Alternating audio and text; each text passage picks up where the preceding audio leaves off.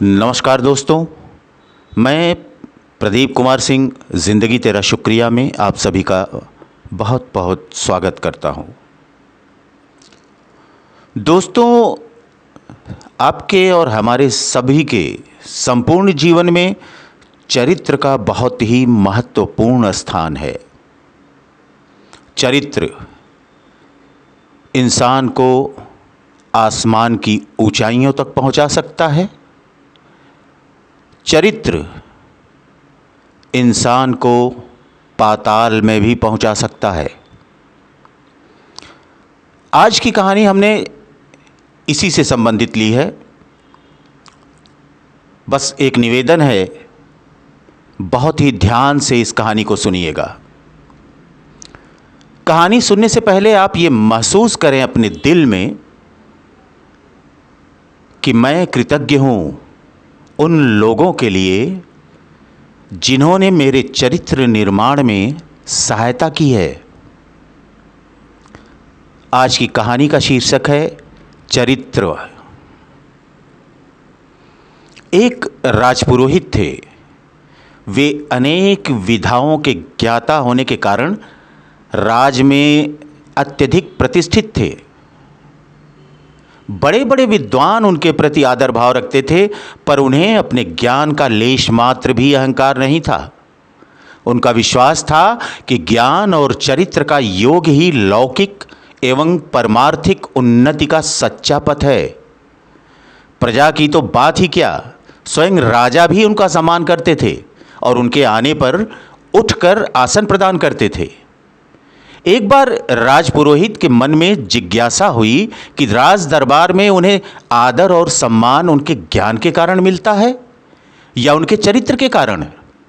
इसी जिज्ञासा के समाधान हेतु उन्होंने एक योजना बनाई। योजना को क्रियान्वित करने के लिए राजपुरोहित राजा का खजाना देखने गए। खजाना देखकर लौटते समय उन्होंने खजाने में से 5 बहुमूल्य मोती उठाए और उन्हें अपने पास रख लिया। खजांची देखता ही रह गया। राजपुरोहित के मन में धन का लोभ हो सकता है, यह खजांची ने स्वप्न में भी नहीं सोचा था। उसका वह दिन उसी उधेड़बुन में बीत गया। दूसरे दिन राज दरबार से लौटते समय राजपुरोहित पुनः खजाने की ओर मुड़े तथा उन्होंने फिर 5 मोती उठाकर अपने पास रख लिए। अब तो खजांची के मन में राजपुरोहित के प्रति पूर्व में जो श्रद्धा थी वह क्षीण होने लगी। तीसरे दिन जब पुनः वही घटना घटी तो उसके धैर्य का बांध टूट गया। उसका संदेह इस विश्वास में बदल गया कि राजपुरोहित की नीयत निश्चित ही खराब हो गई है। उसने राजा को इस घटना की विस्तृत जानकारी दी। राजा को इस सूचना से बड़ा आघात पहुंचा। उनके मन में राजपुरोहित के प्रति आदर भाव की जो प्रतिमा पहले से प्रतिष्ठित थी वह चूर चूर होकर बिखर गई। चौथे दिन जब राजपुरोहित सभा में आए तो राजा पहले की तरह न सिंहासन से उठे और न उन्होंने राजपुरोहित का अभिवादन ही किया। यहां तक कि राजा ने उनकी ओर देखा तक नहीं।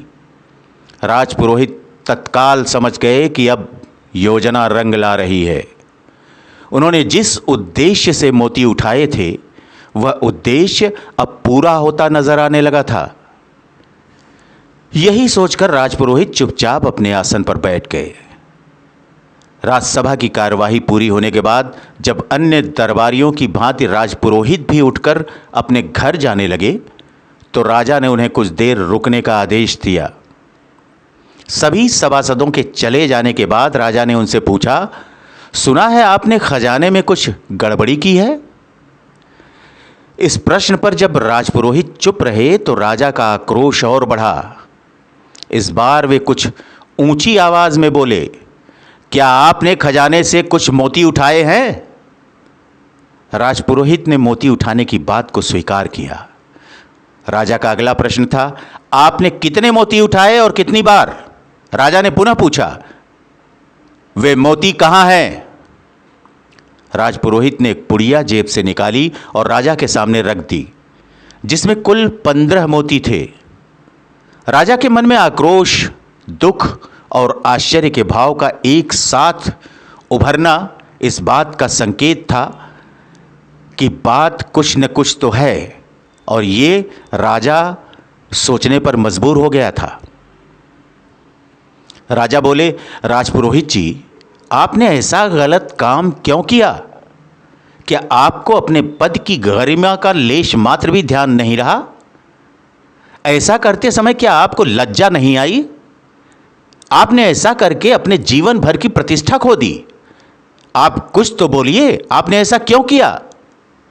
राजा की अकुलाहट और उत्सुकता देखकर राजपुरोहित ने राजा को पूरी बात विस्तार से बताई तथा प्रसन्नता प्रकट करते हुए राजा से कहा, राजन, केवल इस बात की परीक्षा लेने हेतु कि ज्ञान और चरित्र में कौन बड़ा है, मैंने आपके खजाने से मोती उठाए थे। अब मैं निर्विकल्प हो गया हूं। यही नहीं, आज चरित्र के प्रति मेरी आस्था पहले की अपेक्षा और अधिक बढ़ गई है। आपसे और आपकी प्रजा से अभी तक मुझे जो प्यार और सम्मान मिला है, वह सब ज्ञान के कारण नहीं, बल्कि चरित्र के ही कारण था। आपके खजाने में सबसे अधिक बहुमूल्य वस्तु चरित्र है।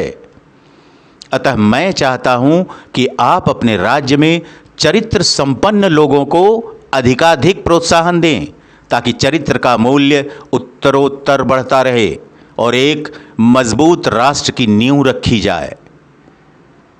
इतिहास गवाह है कि सदियों से ज्ञान रूपी अहंकार पर उच्च स्तरीय चरित्र की विजय हुई है। एक नेक दिल, उदार भावनाएं और संतुलित मन चरित्र की बुनियाद होते हैं।